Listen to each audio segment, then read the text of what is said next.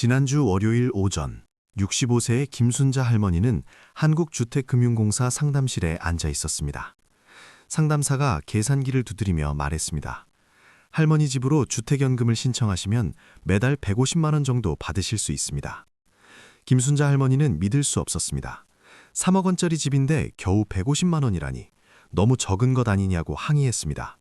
상담사는 친절하게 설명했습니다. 나이와 집값, 그리고 기대 수명을 고려한 금액이라고, 평생 받을 수 있는 돈이라고 말입니다. 김순자 할머니는 실망했습니다. 친구는 같은 집값인데 200만 원을 받는다고 자랑했는데 왜 자신은 150만 원밖에 안 되는지 이해할 수 없었습니다. 상담사가 물었습니다. 혹시 친구분 나이가 더 많으신가요?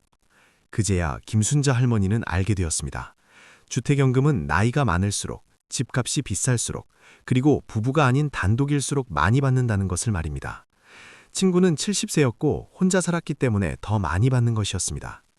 김순자 할머니는 집으로 돌아오는 길 내내 생각했습니다. 주택연금이 뭐길래 왜 사람마다 받는 금액이 다른지, 자신도 신청해야 하는지 고민이 깊어졌습니다. 여러분은 혹시 주택연금을 아십니까?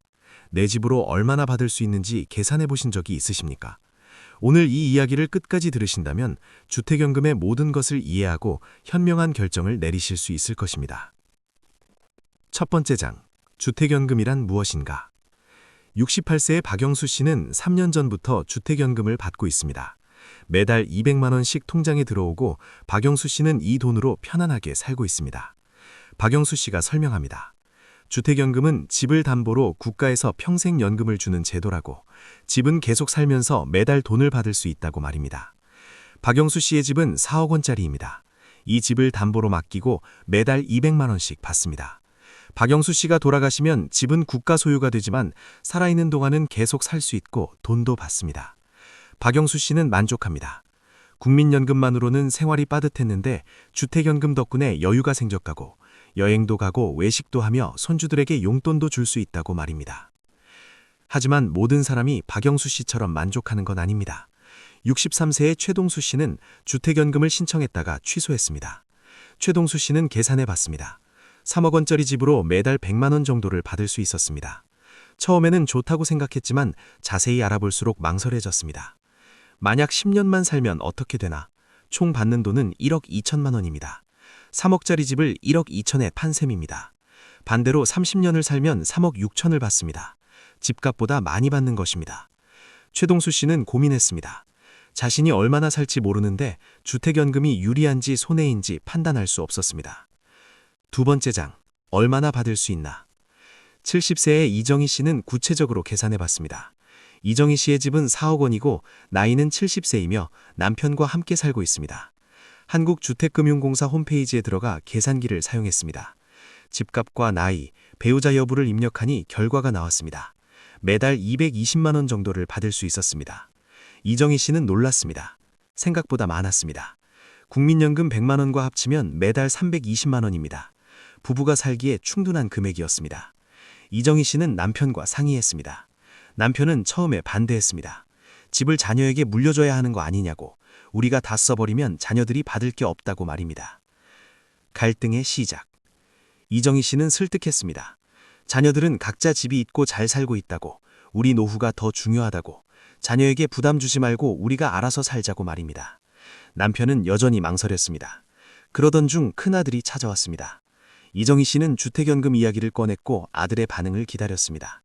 아들은 의외의 반응을 보였습니다. 찬성한다고, 부모님 노후가 중요하다고, 집은 나중 일이니 걱정하지 말라고 말입니다. 작은 아들도 같은 의견이었습니다. 남편은 자녀들의 동의를 받고 나서야 마음을 바꿨습니다. 이정희 씨 부부는 주택연금을 신청했습니다. 즉각적인 반응. 3개월 후 첫 연금이 들어왔습니다. 이정희 씨는 통장을 보며 눈물을 흘렸습니다. 평생 모은 집이 이제 자신을 먹여 살린다는 게 감사했습니다. 이정희 씨는 그 돈으로 오래 미뤄왔던 일들을 했습니다. 남편과 함께 국내 여행을 다녀왔고 손주들에게 선물도 사줬으며 오랜만에 외식도 했습니다. 이정희 씨는 말합니다. 주택연금이 인생의 전환점이었다고, 돈 걱정 없이 사는 게 이렇게 편한지 몰랐다고 감사합니다. 세 번째 장, 나이에 따른 차이. 67세의 한미란 씨는 나이 때문에 고민했습니다. 지금 신청하면 매달 180만 원을 받는데 70세까지 기다리면 210만 원을 받습니다. 한미란 씨는 계산해 봤습니다. 3년을 기다리면 한 달에 30만 원을 더 받습니다. 1년이면 360만 원, 10년이면 3,600만 원입니다. 하지만 3년 동안은 한 푼도 못 받습니다. 3년 동안 받을 수 있었던 돈은 6,500만 원입니다. 이 돈을 포기하고 3년을 기다려야 하는 것입니다. 한미란 씨는 고민 끝에 결정했습니다. 지금 신청하기로 말입니다. 3년 후 살아있을지도 모르고 지금 당장 돈이 필요하며 무엇보다 빨리 받기 시작하는 게 낫다고 판단했습니다. 네 번째 장, 집값에 따른 차이. 72세의 정수미 할머니는 집값 때문에 고민했습니다. 지금 집은 2억 5천만 원인데 조금 더 비싼 집으로 바꾸면 주택연금을 더 받을 수 있을까 궁금했습니다. 정수미 할머니는 계산해봤습니다. 2억 5천짜리 집은 매달 130만 원을 받습니다. 4억짜리 집은 200만 원을 받습니다. 차이가 70만 원입니다. 하지만 4억짜리 집으로 바꾸려면 1억 5천만 원이 더 필요합니다. 1억 5천을 들여서 한 달에 70만 원을 더 받는 게 이득일까요? 정수미 할머니는 계산했습니다. 1억 5천을 회수하려면 약 18년이 걸립니다. 지금 72세니까 90세까지 살아야 본전입니다. 정수미 할머니는 포기했습니다. 너무 오래 살아야 이득이고 그 돈으로 다른 것을 하는 게 낫다고 판단했습니다. 클라이맥스, 실제 수령자의 이야기.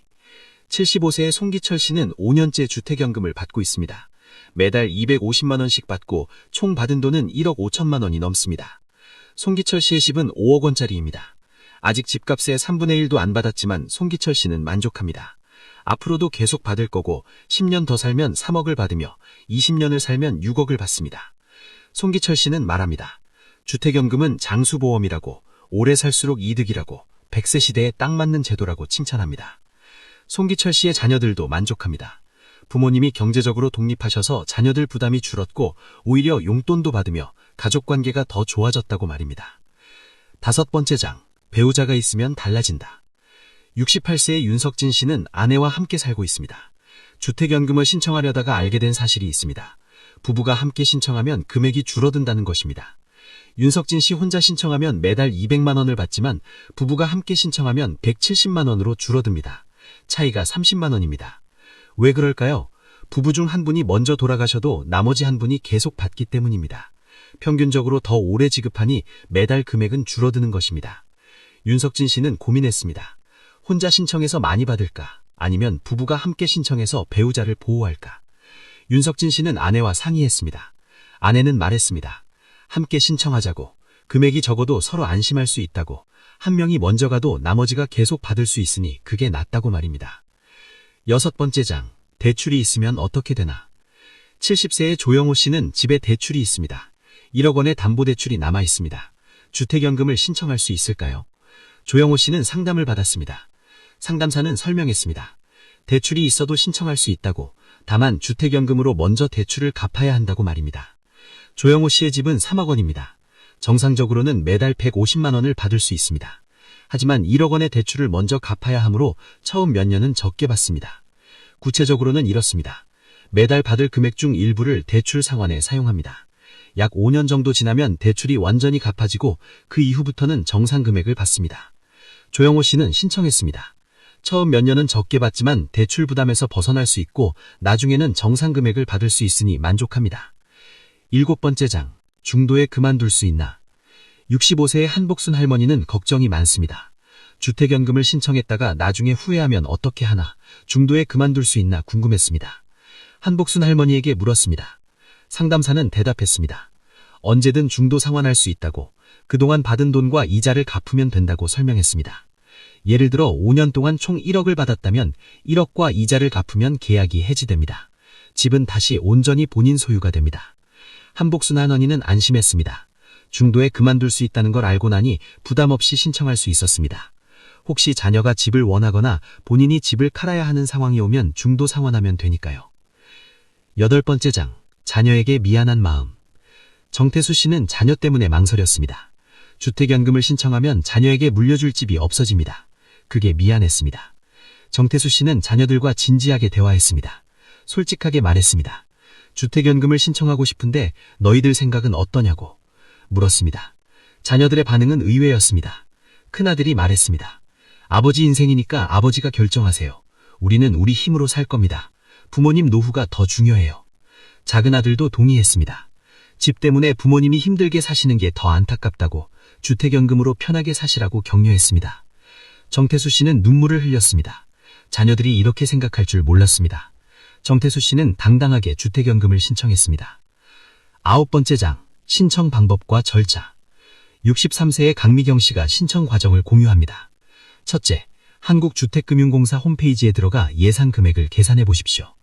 둘째, 가까운 지점을 방문하거나 전화로 상담하십시오. 상담사가 자세히 설명해 줍니다. 셋째, 필요한 서류를 준비하십시오. 등기부 등본, 신분증, 인감증명서 등이 필요합니다. 넷째, 주택 감정평가를 받습니다. 전문가가 나와서 집을 평가하고 정확한 금액이 결정됩니다. 다섯째, 계약을 체결합니다. 모든 절차가 끝나면 계약하고 약 한 달 후부터 연금이 지급됩니다.